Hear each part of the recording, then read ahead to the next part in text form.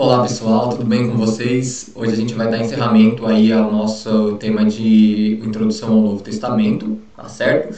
Então a gente já passou pela parte de estudar cada livro, né, de Mateus ao Apocalipse, claro que de maneira muito breve, muito resumida. Falamos um pouquinho sobre os gêneros, né, sobre evangelho, sobre livro profético, sobre epístola, sobre carta, fizemos as divisões das cartas. E agora restou para a gente falar um pouquinho sobre o processo de formação do cânon. Algo muito parecido com aquilo que a gente fez quando a gente estudou o Antigo Testamento, né? Que a gente falou sobre como houve um processo gradativo onde os livros do Antigo Testamento foram sendo canonizados, foram sendo colocados ali como considerados inspirados por Deus. Então, primeiro teve os primeiros 5, né, de Gênesis a Deuteronômio, que era o Pentateuco.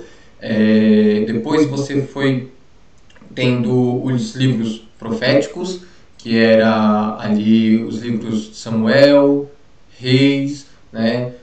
Você tem também os livros de Isaías, Jeremias, Ezequiel, os 12, enfim, você tem vários livros ali que a gente tem como proféticos, e depois com o tempo, muito lentamente, eu não me lembro se no primeiro ou se no quarto século depois de Cristo, os últimos livros já estavam sendo canonizados, né? Que é o que faz, que forma o conjunto ali dos Quetuvindos escritos, que era justamente os livros históricos como Esdras e Neemias, livros que eram utilizados em datas comemorativas como Cantares, como Eclesiastes e por aí vai.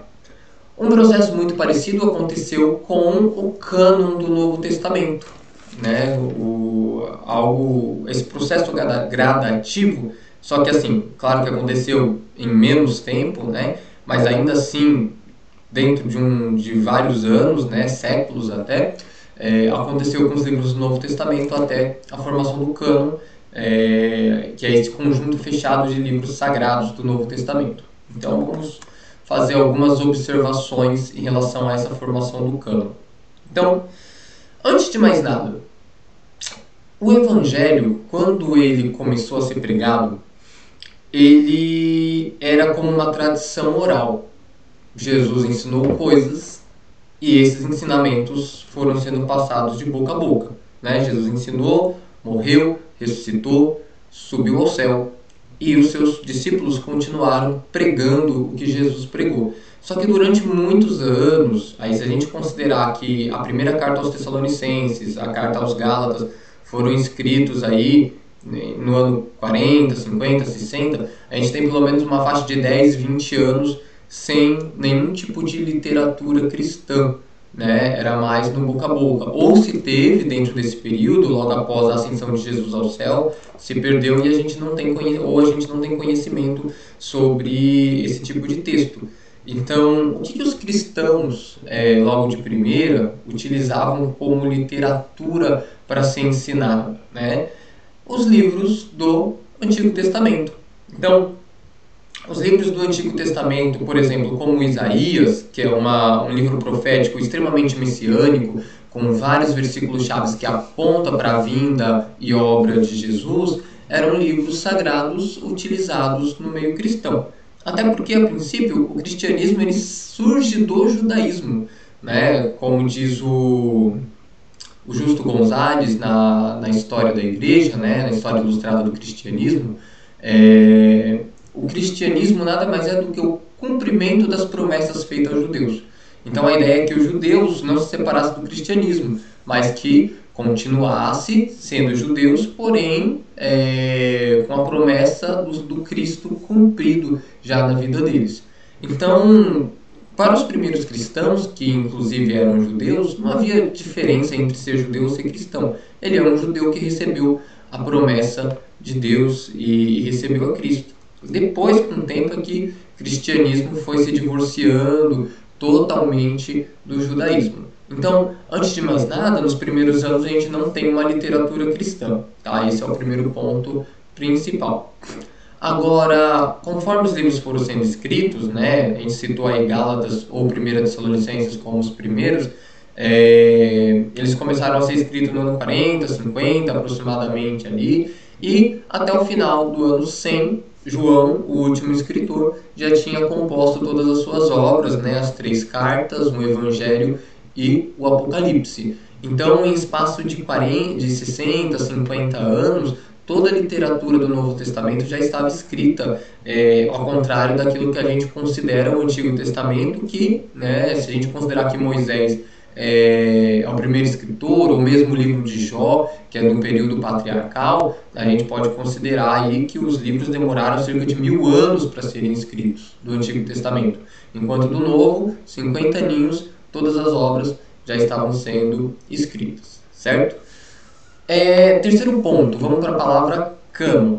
Essa palavra cânon significa vara, né? Tem uma definição mais abrangente aqui dentro da apostila que vocês utilizam, né? Está escrito assim: a palavra cânon é latina, significa cânon, termo que vem do grego e que significa regra, regra ou vara.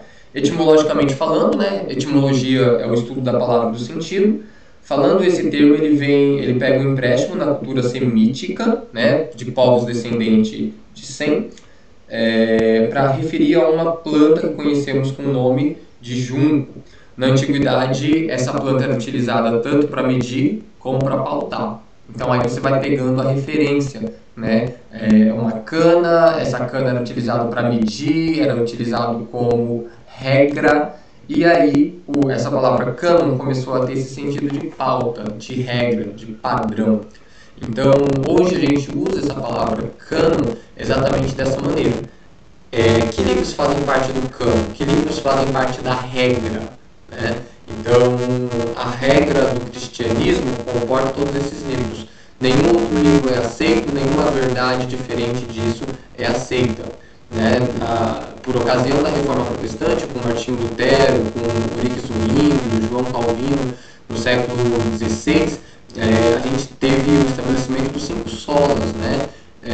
Não sei se vou lembrar de todos: sola fide, né? Que é somente pela fé; sola gratia, somente pela graça; sola Christus, somente por Cristo; sola Deo Gloria, somente a Deus glória; e sola Scriptura, ou seja, apenas pela Escritura, dando ênfase que a autoridade máxima e central do cristianismo é a Escritura. Então, a gente tem essa palavra justamente sendo utilizada nesse sentido. O cânon, os livros sagrados, eles são a regra para o cristão e para o cristianismo. Tá?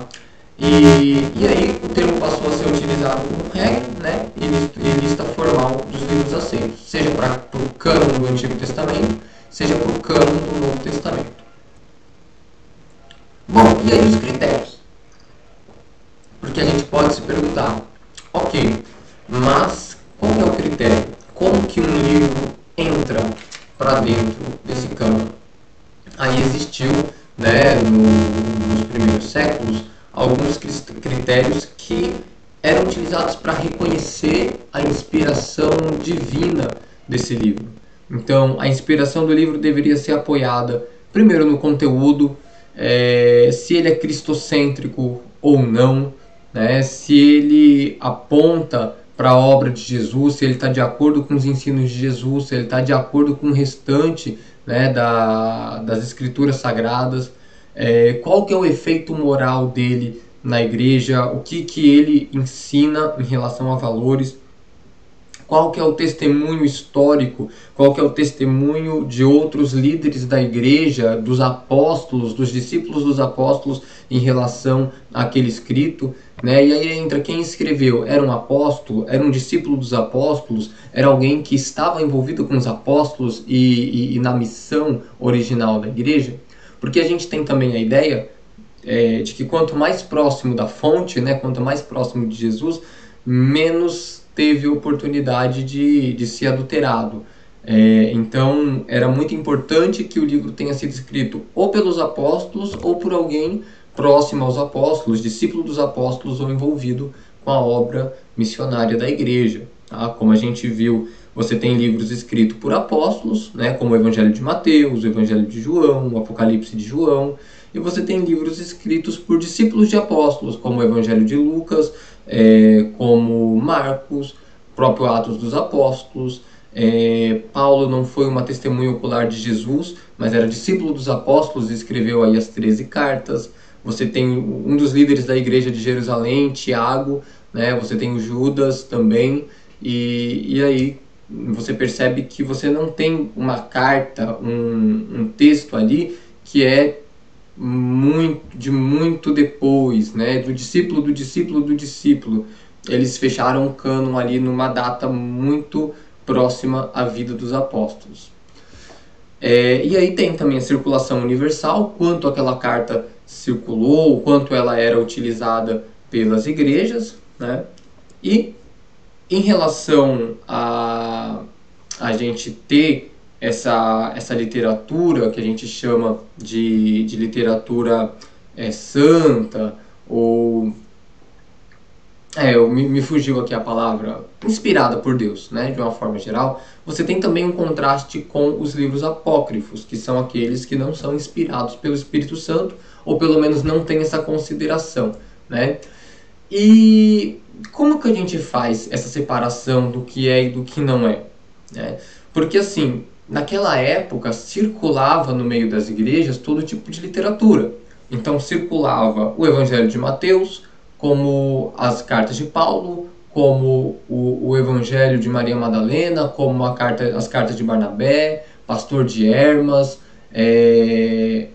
a carta aos Hebreus. Então circulava os livros do Novo Testamento que a gente tem na Bíblia, como circulava também e era usado na igreja muitos livros que hoje a gente não tem no Novo Testamento porque foram barrados na hora do fechamento do cânon. Então, se você parar para ver daqui a pouquinho, a gente vai dar até uma olhada mais especificamente, tinha vários pais da igreja, vários bispos de várias regiões que utilizavam e consideravam como sagrados livros que a gente não tem hoje. Como o Pastor de Hermas, por exemplo, era um amplamente utilizado e por muitos considerado um livro sagrado, né? O Pastor de Hermas, ele é um livro que traz alguns ensinamentos morais, ele gira muito em torno de uma visão que ele teve. Mas é um livro que, embora não esteja no Novo Testamento, ele é bem interessante como literatura, eu gostei bastante quando eu li ele. Mas, de uma maneira geral, esses livros apócrifos, esses livros não inspirados por Deus, eles têm características que traz bastante distinção em relação aos livros inspirados, né? Eles têm pouca cristocentricidade, eles têm poucos ensinos que apontam para Cristo, eles têm mais milagres, fábulas, coisas maravilhosas que aconteceram, como o livro de Enoque. O livro de Enoque, se bem que ele é mais do Antigo Testamento, né? Mas você tem o Apocalipse de Pedro, né? Se eu não me engano, tem o Evangelho de Tomé. E assim, né? Ah, Diego, mas não é o Evangelho de Tomé, um dos 12 apóstolos, né? Se foi escrito por um apóstolo, então deve ser sagrado. Só que existe aquele conceito de... Não é epígrafo a palavra. Eu esqueci o termo específico, onde a pessoa escreve o livro e é pseudoepígrafo, se eu não me engano. Ela escreve o livro e coloca que o autor é alguém importante para conseguir um determinado destaque. E teve muitos pseudos-evangelhos, pseudos-apocalipses que tinham a intenção de dizer que foi um apóstolo que escreveu, mas que não foi. E aí, pelo conteúdo do livro, você percebe que ele é bem distinto das cartas de Paulo, dos evangelhos de Mateus a João. Você percebe que pelo conteúdo, pelo ensino, pela ausência de ensino, são livros que são muito distintos e seria, sabe, daria aquele contraste muito grande. Então, se mantém no cânon esses livros que não têm tantas fábulas. Tem até alguns pais da igreja que rejeitavam o livro de Apocalipse justamente por conta dessa simbologia muito pesada. E o dragão que saiu da água, o dragão que saiu da terra, a marca da besta, não sei o que. Esse acúmulo de imagens muito pesadas faz parecer com que a história seja apenas uma fábula, e aí tornando um pouquinho questionável para alguns pais da igreja essa inspiração divina, ou ser apenas uma novelinha inventada por alguém, né? Então a gente tem essas pequenas diferenças aí entre os livros considerados inspirados, né, os livros sagrados e os apócrifos. Bom, quando a gente fala de evidências, a gente está falando sobre algumas coisas que apontam para a inspiração desses livros. E aí existem, a gente sempre utiliza, né, as expressões internas e externas. As evidências internas é principalmente quando o livro aponta para si mesmo. Por exemplo, por que muitos livros do Antigo Testamento a gente não tem dúvida de que eles eram inspirados por Deus? Porque o próprio Jesus testemunha sobre eles. Jesus fala sobre os Salmos, Jesus fala sobre histórias registradas em Samuel, Jesus fala sobre a lei. Jesus ele dá bom testemunho de vários livros do Antigo Testamento, tornando aquelas obras inquestionáveis. Então, se cremos em Jesus, cremos também nas palavras dele. Se cremos nas palavras dele, cremos também nos livros do Antigo Testamento e na sua inspiração divina. Aqui, quando o caso é o Novo Testamento, os próprios apóstolos vão dando testemunhos uns dos outros. Então, um exemplo clássico aqui, vou colocar em Gálatas, capítulo 1. Opa, não é GL.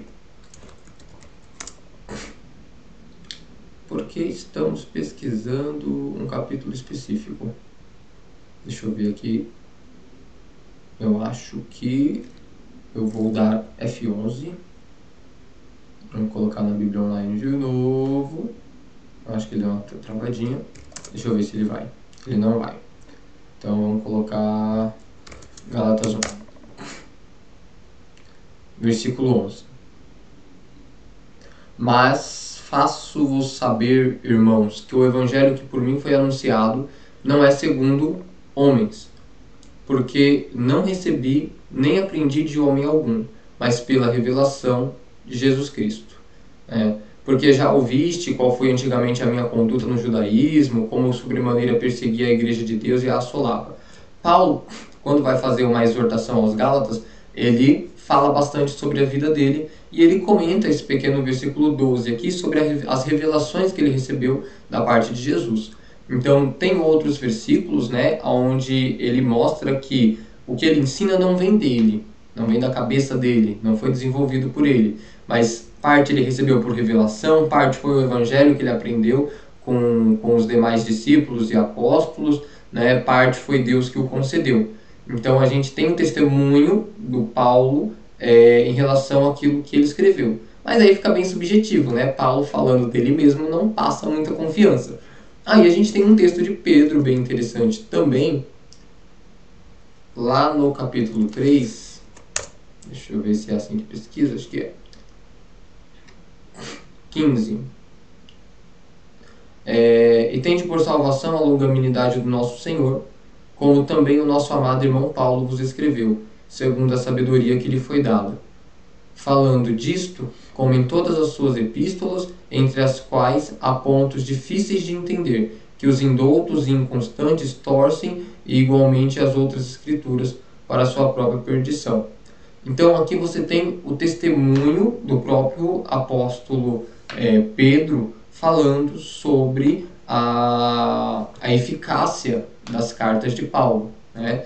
Então eles têm os testemunhos mútuos uns dos outros, e depois a gente tem os testemunhos dos pais da igreja, de todos que a gente tem citado aqui, Irineu de Leão, Hipólito de Roma, Cipriano, e outros que sempre utilizaram esses textos e que foram estabelecidos como inspirados por Deus, estando alinhados com os ensinos de Jesus, e assim o cânon ele foi se formando.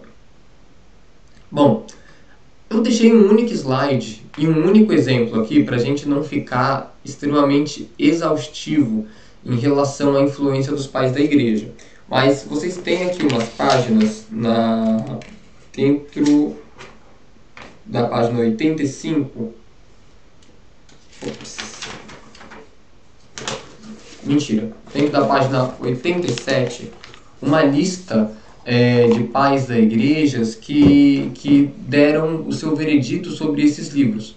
Como eu comentei, havia bispos em regiões diferentes e cada um tinha uma visão em relação a esses livros. Então, por exemplo, a gente deixou aqui no slide rapidinho, Irineu de Leão aceitava os 4 evangelhos, de Mateus a João, as cartas de Paulo, ele aceitava o pastor de Hermas, mas rejeitava a carta aos Hebreus que a gente tem, né? Então esse cânon de Irineu de Leão, ele já não é igual o da nossa Bíblia. Ele aceitava aí, 13 cartas de Paulo, 4 evangelhos, talvez junto com os evangelhos tivesse o livro de Atos ali, a gente já tem quase 20 livros que ele aceitava. 19 com o pastor de Hermas, mas rejeitava o de Hebreus. Lembrando que o cânon tem 27. Então alguns pais se aproximavam mais do cânon que a gente tem hoje, outros se afastavam mais. Então, por exemplo, esse é Irineu de Leão. Hipólito de Roma, que está aí na página 87, do ano 234 depois de Cristo, ele citou a maior parte do Novo Testamento como escritura, depois falou de 2 testamentos, o Velho e o Novo, né? E também aludiu aos 4 evangelhos. Então, os 4 evangelhos, normalmente, eles eram bem aceitos aí pela maioria dos pais, né? Você tem o cânon muratoriano, né, que é um fragmento, uma lista de livros também considerados inspirados, porque o primeiro que fez a lista foi um pai da igreja, ou um mestre, né, chamado Ludovico Muratori, e os livros canônicos que foram incluídos tinha principalmente as cartas de Paulo, né, tinha 2 epístolas de João, uma de Judas, mas não menciona nenhuma das epístolas de Pedro e Tiago. Inclusive, a epístola de Tiago, ela foi uma epístola extremamente rejeitada. Seja porque ela era pequena, seja porque ela era de pouca circulação nas igrejas, e ela foi praticamente a última epístola a ser incluída dentro do cânon no século IV depois de Cristo, já quando o cânon estava para ser fechado mesmo e carimbado, tá bom? Você pode ver que os evangelhos eles sempre foram aceitos, as cartas de Paulo sempre foram aceitas, mas sempre havia muita discussão em relação a pastor de Hermas, em relação a Hebreus, em relação à carta de Tiago, em relação à segunda, a terceira epístola de João, segunda de Pedro, Judas. Essas epístolas universais, que a gente chama, sempre teve uma resistência por parte de alguns pais. Então, vamos pegar outros exemplos aqui. Tertuliano de Cartago era muito próximo de Irineu, que a gente já comentou, né? O Orígenes de Alexandria, também do século III, 254 depois de Cristo, né? Ele dividiu em 2 partes, os reconhecidos e os discutidos. Os reconhecidos eram os 4 evangelhos, 14 epístolas de Paulo, contando como se a Hebreus fosse de Paulo. Então, aí você já tem pelo menos uns 18. O livro de Atos, 19, 2 epístolas universais, 1 Pedro e 1 João, aí você já tem 21 livros, e o Apocalipse de João, 22.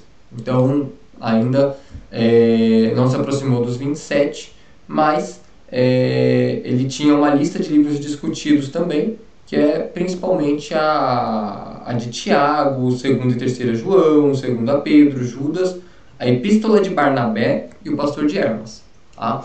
Então, você percebe que a maioria desses líderes vai fazendo essa divisão. Aí eu deixei aqui no slide também a visão do Eusébio de Cesareia, né? Ele viveu no século IV, como eu já comentei, escreveu a história da igreja aí até o seu tempo. O livro dele é bem citado, bem interessante também. E ele dividiu em 3 partes, pelo menos, os livros sagrados, né? Os homologomena, que são os aceitos, que eram os evangelhos, principalmente, cartas de Paulo, Atos, 1 João e 1 Pedro, como está aí. Os discutidos, antilegomena, que era principalmente Tiago, Judas, 2 Pedro, 2 e 3 João, e os espúrios, que era, né, os rejeitados, os nota, que é o Pastor de Hermas, a Epístola de Barnabé e o Apocalipse de Pedro. Então, isso aqui, a gente está falando do quê? Eusébio do século IV, Irineu de Leão do século III, né? Tertuliano de Cartago, ano 200 ali, do século II para o III. O cânon muratoriano está entre o século II para o III também, entre o ano 170 e 210. Então, assim, no século II, o pessoal estava discutindo, né? No século III já estava começando a fechar.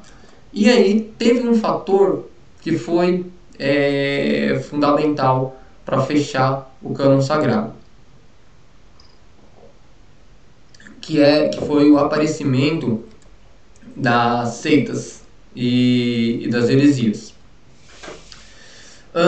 A primeira, assim, tinha várias naquela época, mas uma das mais comentadas é o gnosticismo cristão, né? A gente já deve ter falado sobre gnosticismo aqui em outro momento. E qual que é uma das principais características do gnosticismo, né? Uma rejeição muito forte ao mundo físico, né? Tudo que é matéria é ruim, o corpo, a terra, tudo que é espiritual é bom. Para Marcião existia um Deus mau no Antigo Testamento, que criou a terra e o mundo por um capricho ou por um erro, e um Deus bom no Novo Testamento, né? Então eram opostos.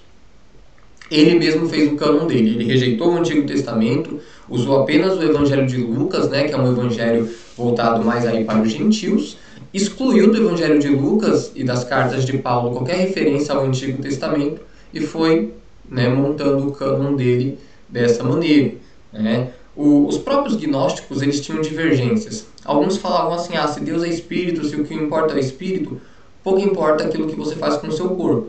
Então eram dadas a todo tipo de prostituição, viviam uma vida bem depravada e liberal.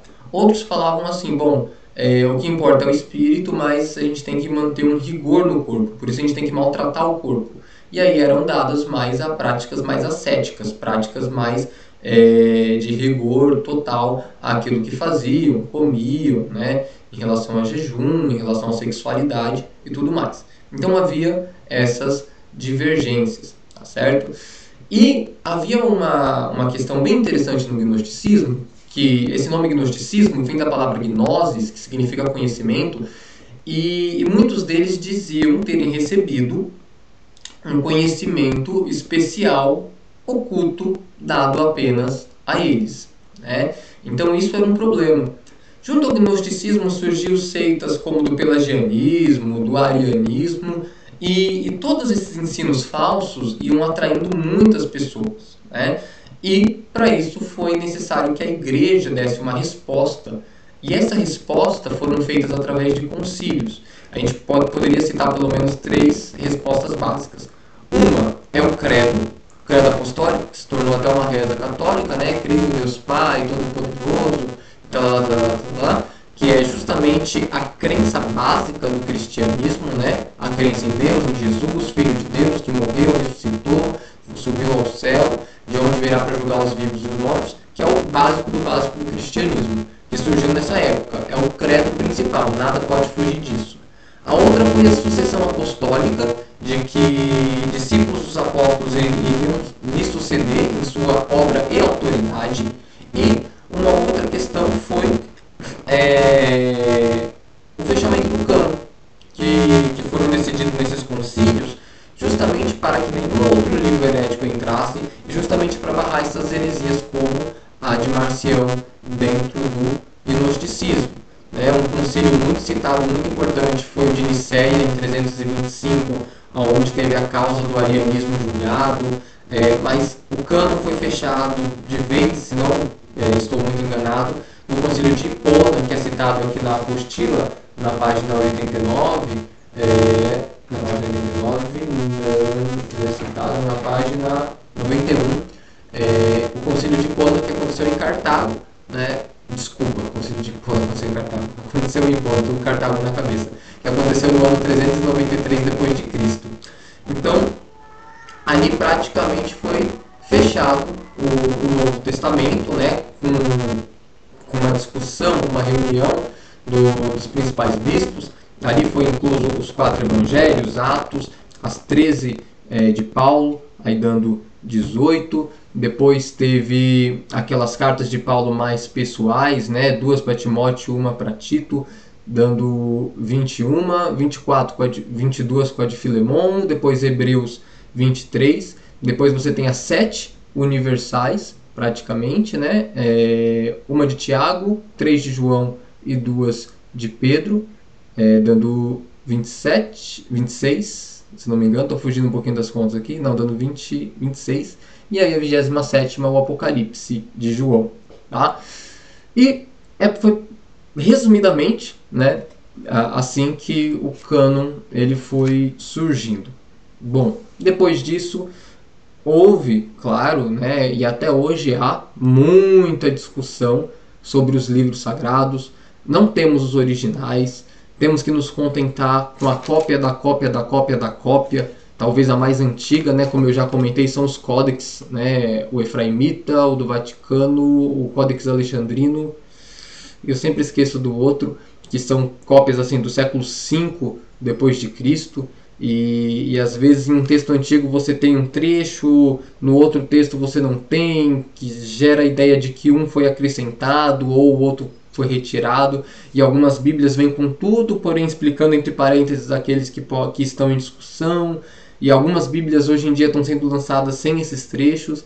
Então isso vai muito do editor bíblico, mas que vale muito a pena a gente estar acompanhando esses casos. Tá certo, pessoal? Então é isso. Fiquem com Deus e até a próxima.